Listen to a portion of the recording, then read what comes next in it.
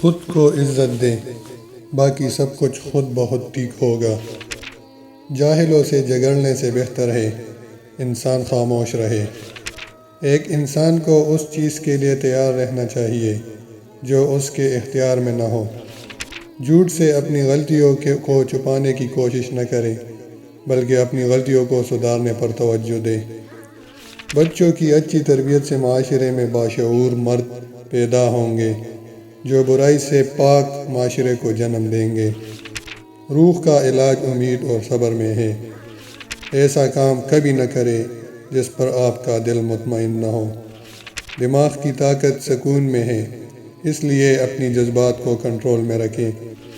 جب تک لوگ خود سے کم تر لوگوں کو تباہ کرتے رہیں گے، وہ سکون اور صحت نہیں پا سکیں گے۔ توقع رکھنے کی بجائے خود عظیم انسان بنیں۔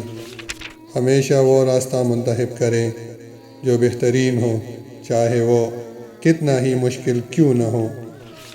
جسم کی خواہش کے بغیر کسی شخص کے ساتھ کی خواہش محبت ہے۔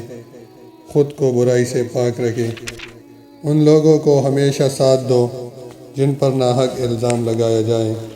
مشکلات کو کم کرنے میں لوگوں کی مدد کریں، مشکلات کو بڑھانے میں نہیں۔ اچھی روح اچائی سے خوش ہوتی ہے اور برائی سے غمزدہ ہوتی ہے۔ جو شخص کسی بچے کی مدد کے لیے گھٹنوں کے بل جھکتا ہے وہ عظیم انسان ہے۔ جس کام کو کرنا غلط ہے اس کے بارے میں سوچنا بھی غلط ہے۔